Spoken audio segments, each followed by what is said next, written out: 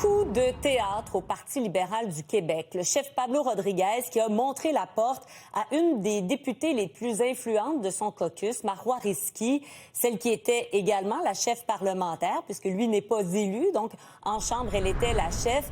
Elle est maintenant remplacée par André Fortin. Ça se fait sur le champ. Alain, la décision de Marois Risky de congédier une alliée de longue date de Pablo Rodriguez semble avoir mis le feu aux poudres. Oui, tout ça a pris son origine là, hier soir. Là. Toute la soirée, hier, là, je dois vous dire que les collègues, le bureau d'enquête, là, on a fait de nombreux appels parce qu'en cours de soirée, Marois Risky, la nouvelle chef de cabinet de Marois Risky, Isabelle Laure, a envoyé un message aux élus sans avoir avisé Pablo Rodriguez, le chef du parti, et le caucus, en disant que Geneviève Hens, à partir de maintenant, n'était plus sa chef de cabinet et remplacée par Isabelle Laure. Donc, immédiatement, là, tout le monde se posait la question, que se passe-t-il? Il faut dire que Geneviève Hens est une alliée de longue date de Pablo Rodriguez. Là. Elle a déjà travaillé ici à l'Assemblée nationale, mais elle l'a suivi à Ottawa. Entre autres, où elle a été sa chef de cabinet alors qu'il était lieutenant du Québec pour Justin Trudeau, un poste qu'elle a occupé pendant plus de 5 ans avant de venir avec lui au Québec pour préparer sa campagne, son leadership et devenir le lien entre Marois Risky et lui au sein du caucus. Parce qu'il faut savoir que Pablo Rodriguez n'est pas élu à l'Assemblée nationale, donc il a un chef parlementaire qui était Marois Risky jusqu'en début d'après-midi. Et maintenant, c'est André Fortin qui va occuper cette fonction alors que Marc Tanguay devient le nouveau whip. Nos collègues du bureau d'enquête ont, entre autres, évoqué que cette décision prise par Marois Risky est en lien avec des informations que possède le directeur général des élections. Et aujourd'hui, par voie de communiqué, avant de confirmer la nouvelle en conférence de presse, le chef du Parti libéral, Pablo Rodriguez, a dit qu'il suspendait Marois Risky. Elle reste à l'intérieur du Parti libéral, mais elle est suspendue du caucus parce qu'il y a eu bris de confiance. Écoutez la suite. Est-ce que ça s'est au moins bien déroulé, la rencontre avec Pablo Rodriguez? Pour le moment, je n'ai pas de commentaires. Okay. Habituellement, vous nous parlez davantage, vous êtes toujours au front, mais ça doit être une situation là, embêtante. Pour qui? Pour lui? Pour vous? J'aurais toujours encore la même réponse, puis je sais que ça peut être frustrant quand c'est la même réponse, mais j'ai pas de commentaires pour l'instant. Okay. Et vous, comment allez-vous? Moi, je vais bien. Oui. Qu'elle ait renvoyé la chef de cabinet, Mme Geneviève Hens, sans m'en parler au préalable, sans qu'il y ait eu aucune discussion à ce sujet. Donc, ça a été un effet de surprise totale pour moi, pour les membres du caucus également. Donc, c'est à mon avis quelque chose de très sérieux. Qu'est-ce qui ferait en sorte qu'elle pourrait revenir au caucus? Elle est suspendue, donc qu'on va avoir une discussion entre elle et moi. Je dois réfléchir, elle doit réfléchir également. C'est dommage parce que les choses vont honnêtement très bien. Le caucus est uni, 100%. Derrière moi, totalement. On a eu une conversation aujourd'hui unanime. Est-ce que vous avez déjà des conflits avec elle dans les derniers jours? Bonjour. Je n'ai jamais eu de conflit avec Marois. Vous entendez bien avec elle? Très bien, c'est quelqu'un que j'aime beaucoup.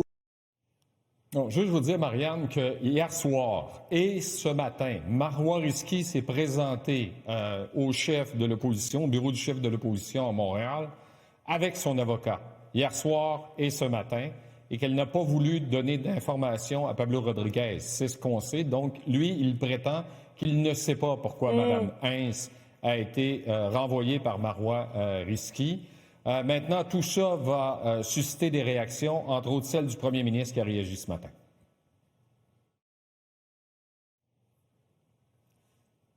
Chef de l'opposition officielle, elle a été démise de ses fonctions. Non, mais écoutez, j'apprends la nouvelle en même temps que vous me posez la question. Donc, je vais laisser les libéraux gérer leurs affaires. Beaucoup de zones d'ombre, beaucoup de questions encore sans réponse. Absolument. Merci beaucoup, Alain. Pas de quoi. Et avec nous pour décanter cette crise qui secoue le Parti libéral du Québec, la collègue Emmanuelle Latraverse. Bonjour, Emmanuelle. Bonjour. Bon, Par où commencer? C'est un peu la question qu'on se C'est tout pose. ça. Je vais être d'accord avec vous, c'est difficile de s'y retrouver. Oui. Marois Risky, donc, congédie une proche de Pablo Rodriguez et elle-même suspendue par Rodriguez pour bris de confiance. C'est la raison qui est évoquée. Ce qu'on ne sait pas, là, c'est ce que disait le collègue Alain, là, c'est ce qui est à l'origine de la mésentente initiale. Là. Pablo Rodriguez dit, lui, ne pas savoir là, ce qui a mené au congédiement. Oui, ce qu'il faut comprendre, puis ce qui est compliqué là-dedans, c'est que Geneviève Vince, là, c'était la plus proche collaboratrice de Pablo Rodriguez. On le sait depuis son époque à Ottawa. Mais légalement, Geneviève Vince était l'employée de Marois Risky comme chef de l'opposition officielle. Et c'est dans le cadre de ces fonctions-là que Marois Risky l'a congédié pour faute grave, semble-t-il. Et de ce que j'en comprends, c'est en vertu de préserver le secret et le droit à la vie privée, etc., que Mme Risky, maintenant, dit, je ne peux pas les révéler sur la place publique, le pourquoi du comment. Ce qui est surprenant, pour le moins, dans cette histoire-là, c'est que c'est pas la première fois qu'il y a des conflits ou des raisons de congédier quelqu'un en politique, là. Mais généralement, on aurait imaginé que Mme Risky en aurait parlé à M. Rodriguez avant, qu'on en aurait parlé aux officiers du parti, que tout le monde se serait mis d'accord et qu'après ça, on aurait mis une petite boucle là, sur le cadeau puis on aurait dit « Ah, Madame Hein, c'est parti. C'est la façon dont le congédiement est fait qui crée la crise. Parce que quelle est cette fausse grave? Il y a l'histoire de l'enquête, semble-t-il, au directeur général des élections. Il y a une faute commise dans le cadre, supposément, de ses fonctions de chef de cabinet. Puis à tout ça, il faut rajouter le fait qu'il y avait un conflit là, entre les deux femmes. Là. Puis quiconque les connaît bien va vous dire que deux femmes fortes qui, finalement, avaient, semble-t-il, des visions très différentes de leur rôle respectif dans le cadre de cette relation à trois là, avec Pablo Rodriguez, qui n'était pas au Parlement. Mais pour M. Rodriguez comme chef, quand il demande à sa chef de l'opposition officielle, Mme Risky, pourquoi tu l'as mis dehors, puis que l'autre lui dit « je veux pas te le dire c'est là que lui, il voit le bris de confiance. Mais si on regarde les hypothèses, là, qu'est-ce qui a pu mener Marois Risky à congédier Manu Militari, là, Geneviève Hein? Pourquoi elle aurait décidé d'agir de cette façon-là au lieu de consulter au préalable? Bien, c'est là qu'il y a... moi, dans ma tête, là, il y a comme un grand mystère qui subsiste encore parce qu'on n'a pas encore le fin mot de l'histoire. Hein? Mais est-ce que la faute était tellement grave, OK, que Mme Risky n'avait pas le droit d'agir à l'insu de son chef? Ou est-ce que la faute est un prétexte pour agir un peu contre le chef? Alors, c'est ça qui n'est pas clair en ce moment. Mais ce qui est absolument clair, cependant, c'est le cauchemar que ça représente pour le Parti libéral à l'heure où on se parle. Parce que quand on parle de fautes graves d'éthique, quand on parle de plaintes au DGEQ, etc., on ramène à l'avant-scène les problèmes d'éthique, de financement, les scandales dont le Parti libéral a mis tellement d'années à se remettre. Et donc, c'est comme si tu effaces d'un coup de baguette magique tous les efforts de renouveau du Parti libéral. Et ça, M. Rodriguez va être obligé, je comprends qu'à l'heure où on se parle, il dit qu'il n'est pas au courant puis qu'il ne sait pas de quoi personne parle, mais à un moment donné, que ça prenne 6 mois ou 8 mois l'enquête ou les enquêtes, il va être obligé, lui, de fournir des explications à ce problème-là, parce que le nuage, le doute, plane maintenant au-dessus de l'intégrité du PLQ, mais autour de l'intégrité de son propre leadership à lui aussi. À partir du moment où on ne sait pas de quoi on parle, déjà là, ça peut donner lieu à toutes les hypothèses. Là. C'est presque encore pire que quand on sait exactement ce qu'il en retourne. Pire, mais quand tu mets PLQ, financement, DGEQ, démission, scandale, tout ça, là, peu importe dans quel sens tu le brasses, c'est néfaste pour le parti. Et de suspendre peut-être la libérale la plus en vue au Québec, là, quoi qu'elle ait annoncé qu'elle allait quitter.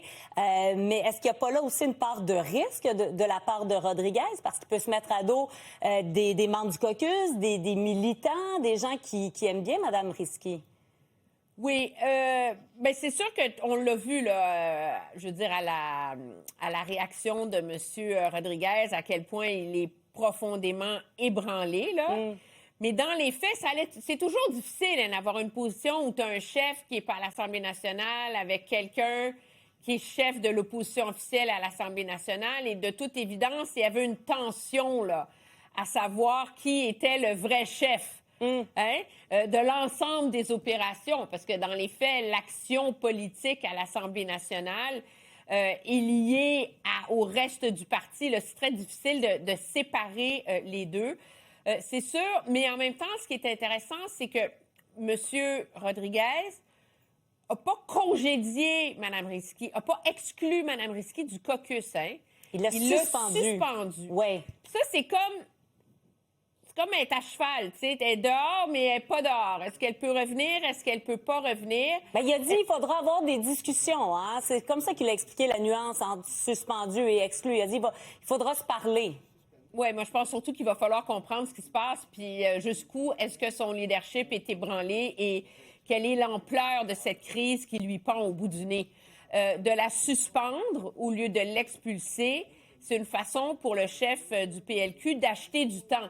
Parce que techniquement, elle est encore dans la tente du PLQ. Donc, elle a encore un devoir minimal de loyauté envers son parti. Et donc, je pense que c'est une façon d'essayer de contenir les dommages possibles causés par son départ à elle à l'heure où on se parle. Il fait prendre du galon à André Fortin, un autre ancien du Parti libéral du Canada, quoique il soit arrivé, André Fortin, avant, évidemment, M. Rodriguez. Est-ce que ça peut faire grincer des dents? Parce que des fois, la greffe peut être difficile à prendre avec Pablo Rodriguez et là, donne sa confiance à un autre comme lui qui vient du fédéral. Dans le cas d'André Fortin, je le vois moins comme ça, je vais t'avouer. André Fortin, ça fait quand même un long bout de temps là, qui est au PLQ. La greffe est prise. Il est surtout le seul survivant de l'extérieur de la grande région de Montréal. C'est un parlementaire très aguerri. Puis c'est un parlementaire qu'on sait qu'il ne voudra pas être calife à la place du calife. Surtout, ce qu'il ne faut pas oublier, c'est que André Fortin fait partie des députés qui, à l'époque de la course à la direction, avaient appuyé Charles Millard. Et donc, de le nommer comme chef de l'opposition officielle, c'est une façon d'essayer d'empêcher les vieilles fractures de la course à la direction de remonter à la surface. Une tentative aussi d'essayer de garder les clans toujours réconciliés.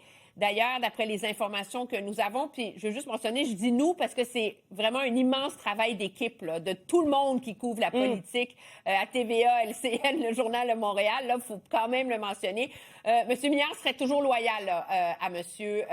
Rodriguez, mais je pense que c'est pas anodin qu'on veuille garder là, M. Fortin à l'intérieur de la garde rapprochée des officiers du parti.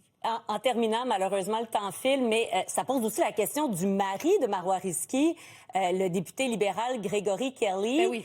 Lui, ça le place dans une position délicate, là. Oui, immensément délicate, inconfortable. Là, elle est suspendue, lui est comme là. Je pense qu'il est un peu comme trop tôt là, pour que tout le monde voit comment tout ça va se décliner. On s'entend, je pense qu'on est aux premières heures d'une histoire et d'une crise qui va perdurer et qui risque de se transformer aussi potentiellement en supplice de la goutte là, pour le chef Pablo Rodriguez. Ce qui est clair, cependant, c'est que c'est difficile d'imaginer si Mme Risky finit par être exclue du caucus, que son mari, lui, puisse y rester. Ça serait quand même assez surréel. Elle est où sa loyauté à lui? C'est une position très délicate, mais je pense que ça va nous prendre quelques jours encore là, avant de vraiment pouvoir placer les pions autour de ce défi-là. Merci beaucoup, Emmanuel. On aura l'occasion d'en reparler ensemble, je suis convaincue.